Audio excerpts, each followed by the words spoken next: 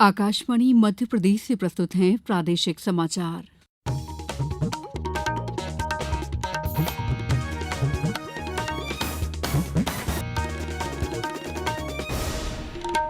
नमस्कार, समाचारों के साथ मैं दीपा सिंह। सबसे पहले मुख्य समाचार। लोकसभा वक्फ संशोधन विधेयक हुआ पेश। गृह मंत्री अमित शाह ने कहा, वक्फ बोर्ड में कोई गैर मुस्लिम सदस्य नहीं होगा। प्रदेश की 4 सड़क परियोजनाओं को केंद्र सरकार ने दी मंजूरी। मुख्यमंत्री ने जताया आभार। गुजरात के पटाखा फैक्ट्री में हुए हादसे पर मुख्यमंत्री ने जताया दुख। कहा, मजदूरों के शवों को घर तक पहुंचाने की व्यवस्था की जा रही है। और प्रदेश में जल गंगा संवर्धन अभियान जारी। अनूपपुर जिले में जन आंदोलन के रूप में हो रहा है कार्य। अब समाचार विस्तार से। लोकसभा में आज वक्फ संशोधन विधेयक 2025 पेश किया गया। संयुक्त संसदीय समिति इस विधेयक को पहले ही मंजूर कर चुकी है। केंद्रीय अल्पसंख्यक कार्य मंत्री किरेन रिजिजू ने विधेयक पेश करते हुए कहा कि इसका मुसलमानों की धार्मिक प्रथाओं से कोई लेना देना नहीं है और ये केवल वक्फ बोर्डों से संबंधित संपत्तियों से संबंधित है। उन्होंने कहा कि सरकार वक्फ बोर्डों को समावेशी और धर्मनिरपेक्ष बनाना चाहती है। ये कानून प्रोस्पेक्टिव है, रेट्रोस्पेक्टिव नहीं है। ये किसी का जमीन छीनने का कानून नहीं है। ये किसी का राइट, किसी का हनन करके उसका प्रॉपर्टी को हड़पने का नहीं है। राज्य सरकारों को अधिकार दिया गया है कि जो ऑलरेडी रजिस्टर्ड है उसका तो कोई डिस्प्यूट नहीं है, लेकिन जो डिस्प्यूटेड है, जो कोर्ट में पेंडिंग है, उसको हम यहाँ कानून बना के कैसे हटा सकते हैं। इसके पहले चर्चा की शुरुआत करते हुए कांग्रेस के गौरव गोगोई ने सरकार पर इस विधेयक पर लोगों को गुमराह करने का आरोप लगाया। उन्होंने कहा कि ये विधेयक संविधान के खिलाफ है। समाजवादी पार्टी के अखिलेश यादव ने आरोप लगाया कि सरकार महंगाई, बेरोजगारी, नोटबंदी और अन्य मुद्दों पर अपनी विफलता छिपाने के लिए विधेयक लाई है। चर्चा में भाग लेते हुए केंद्रीय गृह मंत्री अमित शाह ने कहा है कि कैबिनेट द्वारा अनुमोदित संयुक्त संसदीय समिति द्वारा विस्तृत विचार विमर्श के बाद ये विधेयक लाया गया है। उन्होंने कहा कि वक्फ बोर्ड में कोई गैर मुस्लिम लाने के प्रावधान ही नहीं है। वक्त में कोई गैर इस्लामिक सदस्य आएगा ही नहीं, ये स्पष्टता समझ लीजिए। ना मुतवल्ली गैर इस्लामिक होगा, ना वाकिफ गैर इस्लामी होगा। जो धार्मिक संस्थाओं का संचालन करते हैं उसमें कोई गैर मुस्लिम व्यक्ति रखने का प्रावधान किया भी नहीं है, हम करना भी नहीं चाहते हैं। माननीय लोकसभा में पेश हुए वक्फ बोर्ड अमेंडमेंट बिल के समर्थन में भोपाल के हथाईखेड़ा स्थित मस्जिद रहमत के सामने मुस्लिम समुदाय ने जश्न मनाया। जश्न के दौरान बड़ी संख्या में मुस्लिम महिलाएं और बच्चे भी मौजूद रहे। इस मौके पर महिलाओं ने कहा कि हमारे हित में फैसला है, हम दिल से प्रधानमंत्री नरेंद्र मोदी के साथ हैं। वक्फ संशोधन बिल का समर्थन करने पर सहकारिता मंत्री विश्वास कैलाश सारंग ने खुशी जाहिर की है। श्री सारंग ने कहा कि वक्फ बोर्ड से केवल बेजा कब्जा करने वाले अमीर मुस्लिम नेताओं के पेट में दर्द हो रहा है।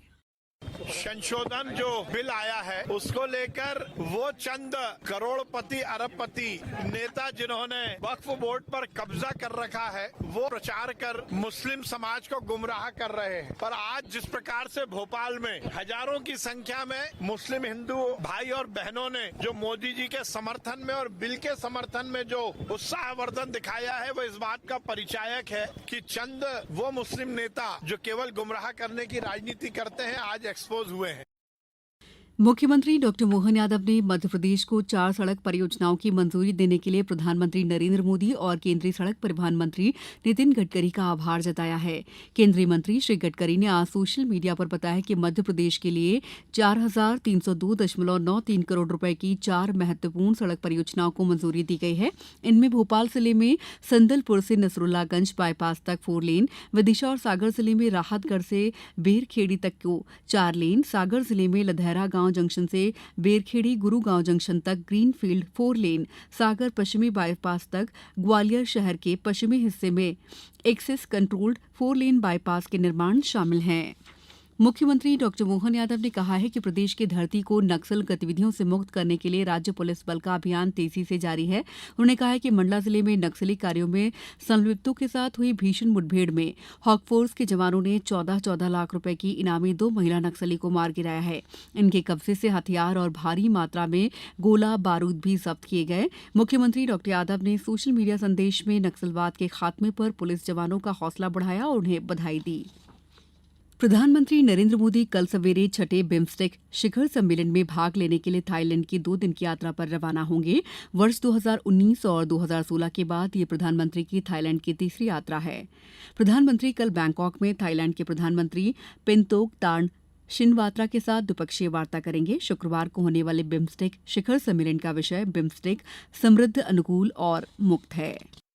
राष्ट्रपति द्रौपदी मुर्मू इस महीने की 7 तारीख से पुर्तगाल और स्लोवाकिया की 4 दिन की राजकीय यात्रा पर जाएंगी। पुर्तगाल की यात्रा के दौरान वे राष्ट्रपति मार्सेलो रेबोलो डी सूसा से मिलेंगी और प्रतिनिधिमंडल स्तर की वार्ता करेंगी। समाचारों में वक्त है ब्रेक का। ये समाचार आप आकाशवाणी मध्य प्रदेश से सुन रहे हैं। ये समाचार बुलेटिन YouTube पर Madhya Pradesh news All India Radio channel पर और Facebook साथ ही X प्लेटफॉर्म पर AIR न्यूज भोपाल पर सुने जा सकते हैं। इसके अलावा आप हमारी वेबसाइट newsonair.gov.in पर अथवा न्यूज ऑन AIR ऐप पर भी समाचार सुन सकते हैं। ब्रेक के बाद समाचारों में आपका एक बार फिर स्वागत है। मुख्यमंत्री डॉक्टर मोहन यादव ने कहा है कि गुजरात के बनासकांठा स्थित पटाखा फैक्ट्री दुर्घटना अत्यंत दुखद और कष्टदायी है। पीड़ितों की सहायता के लिए राज्य सरकार की ओर से अनुसूचित जाति कल्याण मंत्री नागर सिंह चौहान सहित पुलिस और प्रशासन के अधिकारी भी दुर्घटना स्थल पर पहुंचे हैं। मृतकों की पार्थिव देह उनके गृहग्राम और परिजन तक पहुंचाने की सभी जरूरी व्यवस्थाएं तेजी से की जा रही हैं। मुख्यमंत्री डॉक्टर यादव ने मीडिया को जारी संदेश में कहा कि मुख्यमंत्री आपदा राहत कोष से हादसे का शिकार हुए सभी मृतकों के परिजनों को 2-2 लाख रुपए और घायल श्रमिकों को 50-50 हजार रुपए की आर्थिक सहायता राशि दी जाएगी। अनूपपुर जिले में जल संरक्षण को लेकर शासन के निर्देशानुसार कलेक्टर के निर्देशन में जिला प्रशासन द्वारा प्रारंभ किया गया जल गंगा संवर्धन अभियान जन आंदोलन का रूप ले रहा है। यह अभियान पूरे प्रदेश में सक्रिय हो गया है। इसमें जल संरक्षण, रेनोवेशन, जल संरचनाओं का पुनर्जीवन और जन जागरण कार्यक्रम आयोजित किए जा रहे हैं। कलेक्टर हर्षल पंचोली ने बताया कि इस अभियान के दौरान खेत तालाबों के निर्माण, भूजल संवर्धन हेतु कुएं के निर्माण, ऐतिहासिक सांस्कृतिक धरोहर के तालाबों आदि का जीर्णोद्धार, जल संसाधन विभाग के अंतर्गत जितनी भी नहरें हैं उन्हें अतिक्रमण मुक्त कराना, वहां पर समस्त सुविधाएं सुनिश्चित करना, शहरी क्षेत्र में बगीचों को चिन्हांकित कर हरित करना, ग्रीष्मकालीन व्यवस्था के तहत पेयजल सुविधा सुनिश्चित करना एवं नगरीय निकायों में जो भी संग्रहण संरचनाएं हैं उनका जीर्णोद्धार करना। पर्यावरण विभाग द्वारा भी अनेक अन्य गतिविधियां संचालित की जाएगी। वहीं खंडवा में नगर निगम द्वारा जलगंगा संवर्धन अभियान के अंतर्गत झीलोद्यान में पौधरोपण अभियान का शुभारंभ कल महापौर अमृता अमर यादव द्वारा पौधा लगाकर किया गया। उधर गुना में जल गंगा संवर्धन अभियान के अंतर्गत जिले की पुरानी जल संरचनाओं का जीर्णोद्धार और मरम्मत कर उन्हें उपयोगी बनाया जा रहा है। अब कुछ समाचार संक्षेप में।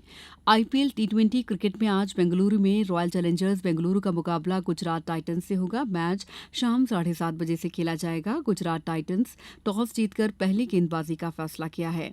नीमच में पंख अभियान के तहत रामपुरा तहसील के ग्राम ब्रह्मपुरा में एसडीएम की उपस्थिति में युवाओं के लिए स्वरोजगार शिविर आयोजित किया गया। आगर मालवा कलेक्टर राघवेंद्र सिंह ने कल हुई टीएल की बैठक में अधिकारियों को निर्देश दिए हैं कि समर्थन मूल्य पर गेहूं खरीदी शासन द्वारा निर्धारित मापदंड के अनुसार की जाए। केंद्रों पर उपार्जन संबंधी सभी व्यवस्थाएं सुचारू रहें। अशोकनगर जिले में स्कूल चले अभियान का शुभारंभ किया जा चुका है। अभियान के दौरान 4 अप्रैल तक प्रतिदिन शालाओं में कार्यक्रम आयोजित किए जा रहे हैं।